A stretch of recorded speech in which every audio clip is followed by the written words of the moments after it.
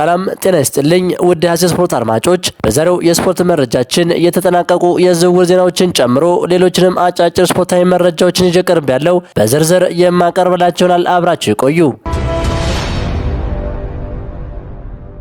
ዓለም ላይ ከሚገኙ ሊጎች በተወዳጅነቱ ግንባር ቀደም የሆነው የእንግሊዝ ፕሪሚየር ሊግ ከአንደኛው የውድድር ዘመን ወደ ቀጣዩ በተሸጋገረ ቁጥር በክለቦች መካከል የሚደረገው ፉክክር እያደገ እንደመጣ ቁጥራዊ መረጃዎች ያሳያሉ።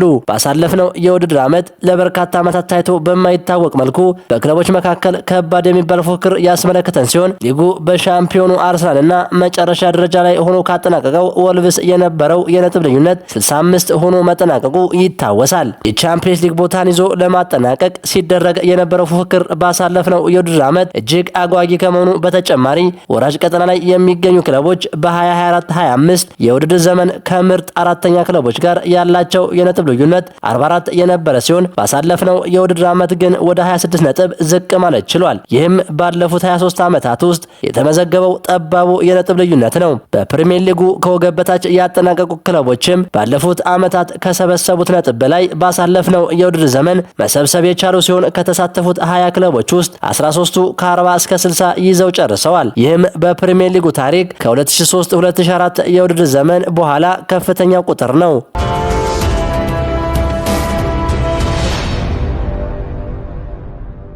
አርሰናል የጁሊያን አልቫሬዝን ፊርማ ለማግኘት ጠንክሮ እየሰራ ሲሆን ሚኬል አርቴታ በግል ደረጃ ለማሳመን ጥረት እያደረገ መሆኑን መረጃዎች እየወጡ ይገኛሉ።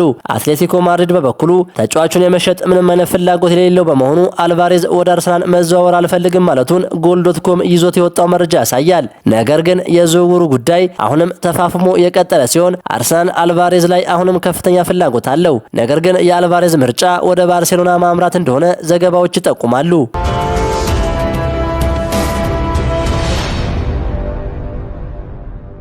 ማንቸስተር ሲቲ ሮድሪን ለባርሴሎና ለመሸጥ ስምምነት ላይ ከደረሰ በኋላ በምትኩ አዮብ ቦአዲን ወደ ኢታሃድ ለማምጣት ተቃርቧል። ሊል በ2024 የአውሮፓ ቻምፒየንስ ሊግ ከማድሪድ በነበረው ጨዋታ ራሱን በሚገባ ያሳየውና ይበልጥ ደግሞ በ2026 ዓለም ዋንጫ ባሳየው እንቅስቃሴ በትልቅ ደረጃ መጫወት እንደሚችል ያስመሰከረው አማካዩ ከማንቸስተር ሲቲ ጋር በግል ጉዳዮች ስምምነት ላይ የደረሰ ሲሆን አሁን የሚጠበቀው በክለቦቹ መካከል ያለው ስምምነት ብቻ መሆኑ ተዘግቧል። ሊል ለአዮብ ቦአዲ ዝውውር 100 ሚሊዮን ዩሮ የጠየቀ ሲሆን ማንቸስተር ሲቲ አሁን ካለበት ችግር አንጻር ገንዘቡን እንደሚከፍል ይጠበቃል።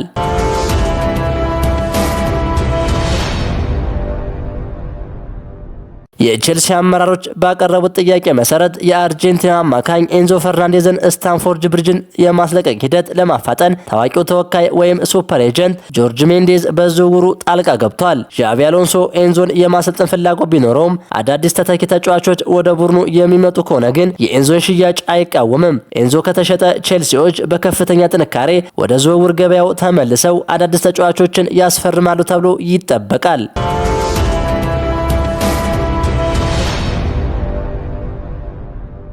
የቱርኩ ክለብ ጋላታሳራይ የማንቸስተር ዩናይትድን ካፒቴን ብሩኖ ፈርናንዴዝን ለማስፈረም ከፍተኛ ፍላጎት እንዳለው ተዘግቧል። ተጫዋቹን ለማሳመንም በዩናይትድ የሚያገኘውን ደመወዝ በእጥፍ ለመጨመር የተዘጋጁ ሲሆን ለዝውውሩም ወደ 50 ሚሊዮን ፓውንድ እና የ4 ዓመት ውል ለማቅረብ እንደተዘጋጁ ለክለቡ ቅርብ የሆኑ ምንጮች ዘግበዋል። የ65 ሚሊዮን ፓውንድ ውል ማፍረሻ ጊዜ ማብቃቱን ተከትሎ በርከት ያሉ ክለቦች ተጫዋቹን ለማስፈረም ፍላጎት አሳይተዋል። ሆኖም ማንቸስተር ዩናይትድ የቡድኑ አምፐል ለሽያጭ እንደማይቀርብና በምንም አይነት ዋጋ ክለቡን እንደማይለቅ አሳውቋል። በመሆኑም በዚህ ክረምት ብሩኖ ፈርናንዴዝ ከዩናይትድ የመለያየቱ ዕድል በጣም ዝቅተኛ መሆኑ ዘ ቴሌግራፍ ዘግቧል።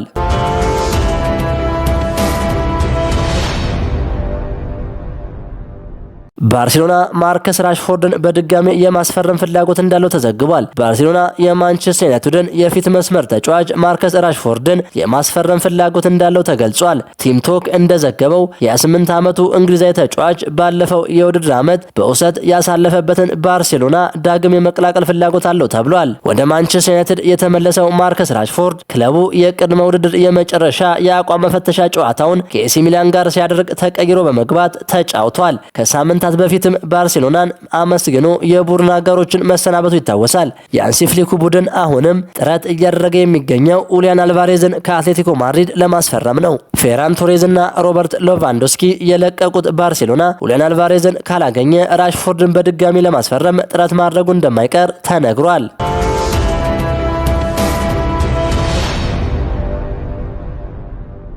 ሊቨርፑል ባርኮላን ለማግኘት አዲስ የተሻሻለ ክፍያ ማቅረቡ ተዘግቧል። ሊቨርፑል የፒኤስጂውን ወጣት የክንፍ መስመር ተጫዋች ብራድሊ ባርኮላን በእጃቸው ለማስገባት 135 ሚሊዮን ዩሮ የሚደርስ ጥያቄ አቅርበዋል። ቀደም ሲል ያቀረቡት የ100 ሚሊዮን ዩሮ ጥያቄ ውድቅ የተደረገባቸው ሊቨርፑሎች አሁን የፒኤስጂውን ፕሬዝዳንት ናስር አልሃላይፈን ለማሳመን የገንዘብ መጠኑን በከፍተኛ ሁኔታ አሻሽለው አቅርበዋል ተብሏል።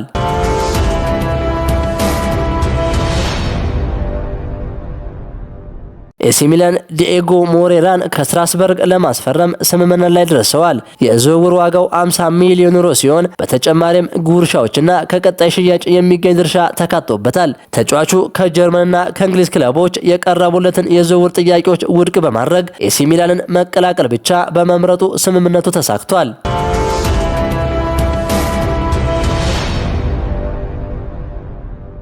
ማንቸስተር ዩናይትድ የክረምት የዝውውር መስኮት ወደ መጨረሻ ሳምንታቱ እየተቃረበ ባለበት በዚህ ወቅት በክሪስታል ፓላሱ አማካኝ አዳም ዋርተን ላይ ያላቸውን ፍላጎት እንደቀጠሉ ይገኛሉ። ይህ የ22 ዓመቱ የእንግሊዝ ብሔራዊ ቡድን ተጫዋች ከአንድሬ ሳንቶስና ዩሪ ቴሌማንስ ዝውውር በመቀጠል በማይክል ካሪክ የአማካይ ክፍል ውስጥ ተጨማሪ አማራጭ ለመሆን እንደ ቁልፍ የኋላ አማካይ ተለይቶ የታጨ ተጫዋች ነው ሲል ዘሰን ፉትቦል የተሰኘው ታዋቂ የእንግሊዝ ጋዜጣ ዘግቧል።